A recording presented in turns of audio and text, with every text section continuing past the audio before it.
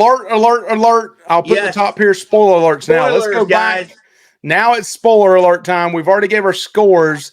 Yep. So now let's go back and talk about the movie from the beginning to the end and our thoughts on that. So Josh, you want to kind of start out with the storyline? So I like the beginning. They start out in Haiti, kind of like the original where they start out in like Syria or something. I don't remember what. Egypt. Yeah, they start in Egypt, and this starts out in Actually, Haiti. it's Iraq. I'm sorry, it was Iraq, but it's okay. They start out in Haiti, and it's just nice. A pregnant lady walking around, whatever. She does get like blessed or something for a good pregnancy or whatever it was. And then this earthquake happens, which I didn't see coming. I didn't see that coming. I thought that was kind of that really diverted my expectations of the movie. And this lady that's pregnant, her husband's out there taking pictures or whatever. He's like a photographer. And this lady gets crushed in this building, basically. And in the beginning of the movie, he's given a choice. They said, like between like your wife. We can't say both, either your baby or your wife. One of them will die. You choose. And we don't know what he chooses. But you see 13 years later, his daughter's alive. So you think, hey, he chose his daughter to be alive and not his wife. Which I like that, Mike. I think that's good. And then I love how it comes back later. And when they give you the reveal that actually he chose the wife to live and not the kid. He actually said, I want my wife to live, not the kid. So you went bam, straight for the spoiler right off the bat. Well, this is spoilers, isn't it, Mike? That's right. That's right. You went for the end of the movie spoiler. Right. But I'm just doing a callback. I think that was a really good, like, because me and Michelle were like, whoa, like, we like that. We like that twist. Like, and then, of course, the demon used that against him, which I thought was really good. That's what I liked about this movie. In my opinion, is the demons just did, like in the original, the demons didn't just sit there and say F and F and F and all this. It didn't need to be like they were saying things from these people's pasts that was shocking, or whatever, or they were bringing up that one lady had an abortion and, that really affected her and just other things. And I thought that was cool. I like that better than just what they went for back then, which was more shock value than anything. I think this was better, in my opinion, than all the other stuff that they said in the other one, like, oh, your mother does this to this and screw me and blah, blah. Like, that wasn't in this movie, which I think is fine. Well, they did bring up, because Anthony called it out. He called her your excuse my language here, but cunning daughter. He says, talking about the that's what was said in the original one too, but one of the girls possessed said that, talking about the lady that had abortion in the movie. Right, but it wasn't overused like in the original. I think. Right, it wasn't egregious, and I think back then it was just more shocking. That wouldn't be shocking today. I like more of like we've all like, that's what I was telling Michelle today. Like, this movie kind of has a handicap in a way because we've seen everything there is to see with people, like a possessed movie. There's been a million possessed movies. This movie, I think, tried to do something. I don't know if it was different or not, but they did something else, and I enjoyed it. I enjoyed what they did. I'm not saying it's a perfect movie. We can get into the mother coming back. What's her name? Mike, do you know her name, the character's name? It's Ellen Burstyn in real life, but Chris McNeil, okay, Reagan's Chris McNeil, mother. I said it in the non-spoiler, but she did not need to be in this movie, guys, at all. There's no reason. Now, there was a reason, I feel like, though. So let's get to the end of this movie, the very end of this movie, which I think they put it in there to please people like Mike, who are fans of this movie, of the original. They put Linda Blair is in this movie very shortly. 10 to 15 seconds at the very end. It doesn't that give you hope to say, oh man, she might be in the next movie. I kind of want to see. Now they got me coming back. If I paid this much money for what I didn't like, I'll pay if she's in the next one, I'll pay it to go back and see her again. That's right. And I think that's why they did that. Yeah, they could have easily not had her in this That's right. Still had her come back for the last 10 seconds of the movie in some way. Like she's coming back to that town or doing something. I don't know. So going back to the beginning on the spoilers, to me, and I'm going to agree with Josh on this. Number one, this movie's 2 hours long. Again, 90 minutes. It could have been 90 minutes. I thought they did way too much throwing in the same old stuff over and over in it. I think they could have got down to 90 to 100 minutes. The first 20 to 25 minutes of it, I kind of got bored with it. Really? But you're not bored with the original Exorcist 45 minutes. I think I'm on record as saying the original got pretty boring too for about the first 40 minutes. That's right. So this one's better than in the beginning. It cut it in half. Okay. But this is my problem with the storyline. You knew right off the bat who's going to get saved at the end. I could see it a mile away. But you didn't know that one of them was going to die. You didn't know that. Well, I saw the trailer and they said, yeah. And the trailer said one of them's going to die. You choose. One's going to die. Everything that was in the trailer the trailers gave this movie away. You're right. I mean, even in one of the trailers, they say it's your turn. You choose. One lives, one dies. So you knew one of them was going to die. So, but Blumhouse does that, dude. That's Blumhouse. That's a Blumhouse to me. That's a Blumhouse mistake. They invested all this energy and time telling this story, which I get it. The little girl is a great actress. The gentleman here again, I know I messed his name up earlier. Leslie Odom, he's a great actor. They invested all this time and energy into this family. At the very beginning of it, him giving up, making a choice between the wife and the daughter, the baby that's unborn. How much time did they develop the other character that was possessed too? Zero. No, that's wrong. No, they didn't. Dude, they did not do zero. It was probably less than 2 minutes. The only other thing they showed was that little girl and her walking off in the woods together. Right before that, they showed her and her family and her wanting to go to school and them having an argument in the car, getting out of the car. They had spent very, very little time developing that little girl's character in this movie. Sure. Very little time. Sure. Now, once she was possessed, they did. Yeah. But developing the character ahead of time, they spent probably 15, 20 minutes on the one that finally, okay, let's go to spoilers in. The one girl, Leslie Odom's daughter, who plays Victor Fielding in this, his daughter, who is Lita Jewett, who plays Angela, she's the one that survives at the very end. Yeah. But listen, it's because the father of the other daughter, he's the one that made the mistake. You weren't supposed to pick one or the other. That was the thing.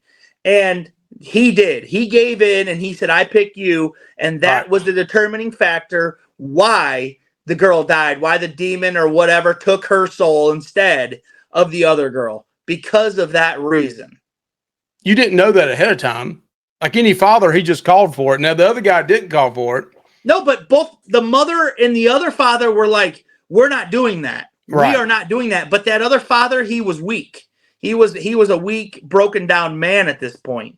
But the mother of the daughter and the father of the other daughter, of the other girl, they were being strong, saying, we're going to get through this together. Mm-hmm. This other guy was a freaking mess. You know what I mean? So that's my problem with the beginning of this. I don't think the storyline, and then when they get into the actual possessions, I thought the makeup, the practical effects, all was great. Yes, looked good. I like that part of it. I did not like the demon coming out being smoke and vapors and all that. I thought that kind of looked cheesy. That's just my opinion on it. They brought in the voodoo and Christianity together. I didn't really care for that, but why? Why don't you like that? Why don't you like that? I thought to me, it looked disjointed. No. Why didn't you like the voodoo and the Christianity together? Because this same lady started quoting Bible quotes and then she did voodoo earlier. But it's not voodoo. You don't think Haiti? No, I don't think it's voodoo. I think it's just a different... Now, Haiti is a Christian nation overall. Right. So I think where you're misunderstanding that is, maybe I'm wrong, but what I understood it was is they had the lady that was going to be a nun, so she was like the Catholic representation of the thing. Then She you was had she was an oncology doctor too that gave it up to do this. right, and then you had like their like everyday run of the mill like pastor dude, that was there. He was there, and then you had someone else from I think like a different branch of like a Christianity belief that's different, but it's still like a Christianity belief, but it's more into like herbal stuff Right. and like Well, I may have botched that up. Maybe it was a form of do you Christianity understand that what I I'm saying? don't know anything about it. Because she was still saying like basically the same thing as like the pastor and the Catholic lady. Yeah, she started quoting Bible quotes later on. At the very end of it, she did.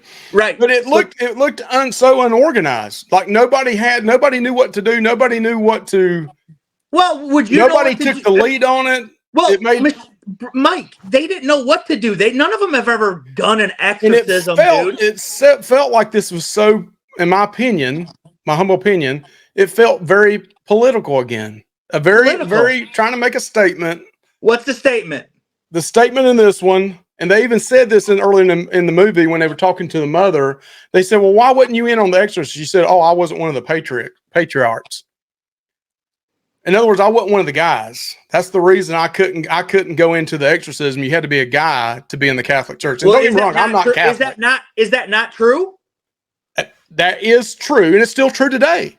So then why is that? That's not a political statement because it's true. It is. They're saying the church is wrong by doing that, but that's that religious belief that's not. They don't believe in that. So then at the end of it, they make fun of the Catholic priest because he's coming back and they're saying, "Well, I can't do the exorcism because they say it needs a psychologist." Well, they already said that 50 years ago, right? But still did it. This guy sits out in his car praying, yeah, and then the father comes back and says, "The war is in there." Yeah, it is. And they gave the lady that had the abortion and was going to be a nun. They had her go in and do the exorcism, right? Because she says, I feel qualified to do this. I was meant to do this. I was going to do this, but then I didn't. You know what I mean? Right. Like she felt qualified because of that reasoning. It felt to me like they were trying to push this belief because there is a line there with some believe women can be female pastors or even priests, and some that do not. Right. I felt like they were trying to divide that political, and they even threw it back on the original two actors that played the priest. It kind of threw them under the bus, in my opinion. Well, to me, that's just a bunch of old malarkey. I mean, come on, let women be what, that's like basically they always, it's just like the same, like only a man. But the movie was trying to prove that point. It was like it was so overwhelming to do that it just lost me. I'm like, really? I mean, we're coming here to have you preach to me on political stuff. If you're going to get upset about the Bible and the preaching in the Bible and say, don't hit me on the Bible on top of the head in a movie over the exorcism, then why are you trying to push your agenda on that belief as well? I just, it lost me on that. That's just my opinion. I didn't feel like it was pushing an agenda at all, Mike, in my opinion. I just didn't feel that. I never got that. I'm not religious at all. I don't believe that people get possessed by demons. I don't believe in that stuff at all. To me, this is just a movie. It's fun. You can go see it. It's, I don't believe in none of that. So to me, like, why not? I mean, yeah, back then you could only be a man or whatever. But like you said, there's like a line where it should be a man or whatever. For whatever reason, I don't know why that people think that the men are more qualified than a woman. Like what's the purpose of that? I don't know, but it's old and archaic in my opinion. It's just like antiquated. It's just, I didn't get that from it. They had their preacher who was a man, who was a normal, their normal preacher who was a man. And then they had the Catholic priest does come back though, Mike. He does. He ends up getting his neck twisted around, which I did like. I enjoyed that, didn't you? I kind of wish they would have done a throwback and spin his head all the way around. Well, it almost went there. It almost did. And I think the reason why they did that is because, like, when he came in, you're like, oh gosh, like he's here to save the day, And then he makes a mistake. You know what the mistake he made? He touched them both at the same time. And because they kept on saying, do not touch them. No matter what happens, do not touch them. And in the first movie, they don't ever really touch them. And in the first Exorcist, I don't remember until he touches them. The one guy touches her, and it transfers to him, and then he, jumps out the window or whatever. But in this one, they say don't touch, don't touch. But yeah, But yeah, they were touching them the whole time, the whole movie. No, they're not. To me, that's another unwritten rule that they said, hey, at the very end, hey, don't touch them. Well, because they were trying to do this exorcism, and all those other times when they were touching them, they weren't trying to do the exorcism ritual, which I don't know if any of them really know how to do it. Like, she had the book, and she was like, I'll try to do my best to the Roman Catholic, whatever. Because, like, the Catholic priests went to, like, a bunch of Catholic priests and, like, the higher-up dudes, I don't know what they're called, and was like, we need to do this, and they're like, no, because people have died on both sides of this. Basically what the other priest said in the original. Like, no, we cannot do it. Like, it does. We're not doing it. They don't do it no more or whatever. Right. So I don't know if that's still true or whatever, but yeah, they don't do it. And yeah, I just think, like, man, like, this movie wasn't that bad, in my opinion. I still don't think it's that bad.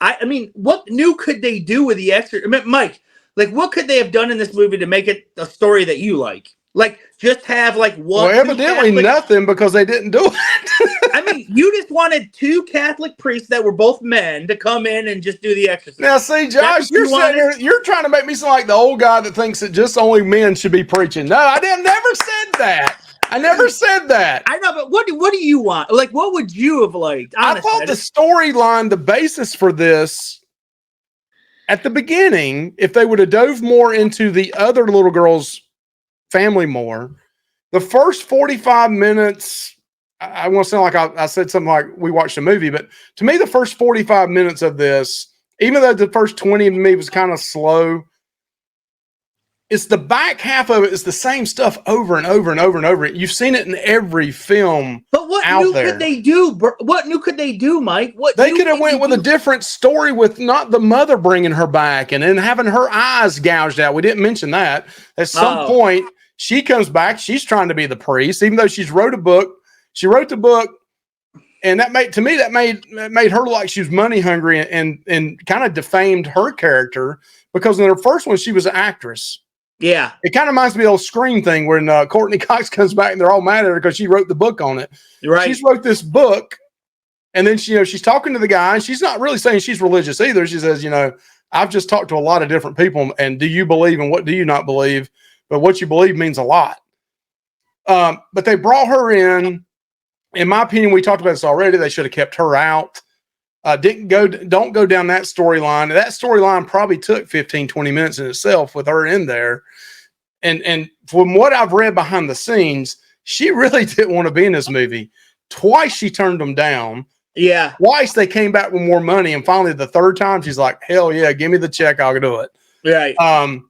And I do like Linda Blair coming back at the very end, and they could have kept that for 10 or 15 seconds like they did, and know that she's going to come back for the next one. They've got me hooked on coming and watching the next one already. I mean, they got my $25 a day for two of us to go see a movie. I'm going to come back and see it now just because I saw Linda Blair in it. Yeah, like I said, I don't think it like if you're like they're going to do a trilogy out of this. Supposedly, I don't know if it's going to happen. I guess we'll see. But I think that this movie, I don't think it's going to be looked at as subjectively as you looked at it, like some kind of political message. I don't think most people going to see it's going to think that, Mike, to be honest. I don't. Probably not most people.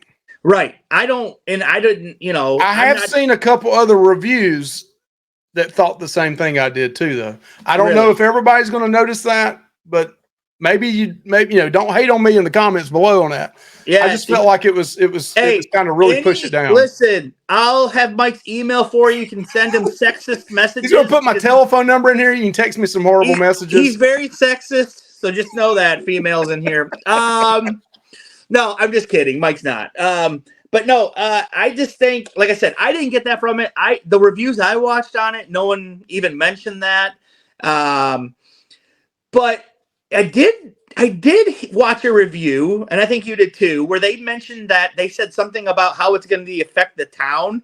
We don't need Halloween Kills in the second movie, guys. Hell no. We don't need a Hell no. town coming together fighting against an entity. We don't need that. We got This that one they already. would have pitchforks, right? I mean, they'd be coming back with pitchforks and. Listen, we don't need that because we already got that, and it wasn't that good of a movie. So please, and hopefully they don't say evil dies tonight. I hope they don't say that. But yeah, like I said, I don't think it's as bad as Halloween Ends. I could rewatch this movie because I don't think they did the character that bad, in my opinion. But it's not a great movie. Like I said, I gave it a 6, right? So I mean, it's not. I'm not saying it's awesome. I mean, you think it's above average. I think it's just a tad below average. Right. So we're not that far off, really. No. I mean, right. I mean, if I had to do it over again, I would have rather watched it at home, and I'm sure Josh would rather go see it at the theater. Now, I did sit in a big theater and on the big screen. There was some great jump scares, tell you ahead of time. There's a snake scene in here which scares the shit out of you. Yeah. And then there's a scene where you see it in the trailer, and I knew this part, but my son didn't see it. The little girl's under the bed, and then the next thing you know, she jumps up on the glass and hits it or does something. Yeah. My son jumped and screamed, and people started laughing at him. But you know, is it visually? Visually, it's a good movie. Really good camera work. Really good practical effects. I would like to see something a little different on the practical. I wasn't a big fan of the whole demon coming out looking like this smoke thing. I don't know. It just bothered me. The vapor. I just thought they could have done a little more than that. Right, but that wasn't the whole demon though. That was just like essence coming out, I think. Because remember, the girl like blew in the fire, and it like she spit the blood. Was it blood or black stuff up on the ceiling too? Yeah, that was crazy. That reminded me of something out of Evil Dead, dude. Yeah, like when all that. Yeah, that was cool. She levitated, so you did get some levitation. Did. But yeah, I like I said, I am interested to see what they're gonna do with the next movie. But you know, especially if it has Linda Blair in it, it's got to be better, I would say. But I don't want to say that. So I'm interested to see what they're going to do with the next one. I'm not saying this is an all-time classic, but I am saying give it your own watch and make up your own mind. Don't listen to all the. I mean, don't listen to me. Don't listen to Josh. Other than if you want to say the whole 30-some minutes. But in this video, in the comments, out of 1 to 10, give us your score on it. Yeah, right? Give us your score. I don't think it's as bad as what the critics say. I think that they're being a little harsh, in my opinion. Yeah. But don't you think, Mike? I think it's better than a 2. I mean yeah, it's definitely better than a 2. I came from a 4 to 4.5. I may go to a 5 tomorrow. Who knows? I mean, the acting alone is better than a 2. I mean, this is a well-acted movie by the 2 little girls in this. I heard they had brought Linda Blair in to work with them. Yeah. Just because of some of the being used to that spiritual type stuff and going through that once before. I mean, that's around Anthony's age. And he was like, man, that's scary. You know, he started asking me a lot of religious questions afterwards after it, because it just messed with him a little bit. But yeah, I get that. It's definitely, you know, if you're going to take kids to see this one, they need to be very mature in their age. If they're really too young, I just don't know that I'd take them. So yeah, I mean, like I said, I agree with you on that. I mean, I think 13's okay to go see it. Yeah. I'd say that's probably the cutoff. Because like I said, there's not a ton of cussing and stuff. There is some blood and stuff, and you know, like the demonic entity and stuff. Yeah. Or whatever. But I mean, to me, the acting alone makes it better than the 2. I mean, the main character, the guy, is a really good actor, in my opinion. He really did really good in this. A month from now, I'd love to see what that score is. Does it go up closer to 6, or does it go down below 5? I think the audience score is going to go in my direction rather than in your direction. You could be right, because most of the people that went and saw this today, not Josh, most were diehard Exorcist fans, probably to start with. Now, you said at the beginning, this is not the older crowd. It's a new crowd that wants to see the Exorcist. So maybe it'd be curious to see what the average age is coming to see this. So I don't know how many people were in your theater, but I went at 11 o'clock, Mike.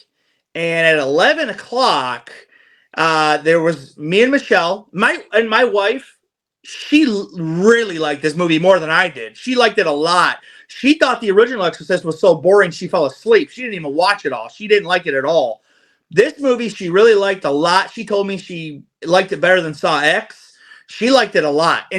But see again, she's not an Exorcist fan. So like she don't care about that shit from the past. She don't care about that. So it's just like some people saying Halloween Ends was the greatest when they're not real Halloween fans, in my opinion. You know, they're just not. And but like she loved it. And then today we had two people probably a little older than me in there, so I'd say like mid 40s. And then the couple that was up front, they were in their 60s, early 60s, if not mid 60s, seeing this movie, right. Mike. So those were the people in my theater. We wouldn't see an 11 o'clock movie, so there wasn't a lot of people in there. But that was the demographic in there. So well, at 4:30 today, there was only 6 people, including me and Anthony, in there, and the other 4 were probably in their mid to late 20s. So they were young; they were not older. So I want to say one more thing before we go. I'm pretty sure Blumhouse paid $400 million for this property. I'm not sure they're going to see returns on that if it keeps on getting all this negative press from a bunch of things. Now, that doesn't mean that they can't make a really strong sequel. They could. They could. There have been movies that have. I mean, Saw X is one of the best in the franchise, and it's number 10. So they could make a strong sequel, but we'll leave it up to I would be concerned if I was David Gordon Green if I'm going to have a job to do the second and third one. Yeah. He probably signed a contract, which they could probably buy him out. But if these scores don't go up a little bit more, yeah, he might want to. He's done other movies other than horror. Halloween, yeah, he needs to go back to that for a while, I think. Yeah, he might want to. All right, Josh, thank you for reviewing this with us. Yeah, hey, tell us your thoughts on it. Like, subscribe to Real Dead Horror Community on Facebook, and hit that thumbs up on here and sub to our channel. We'll see you later, Josh. See you now. Bye.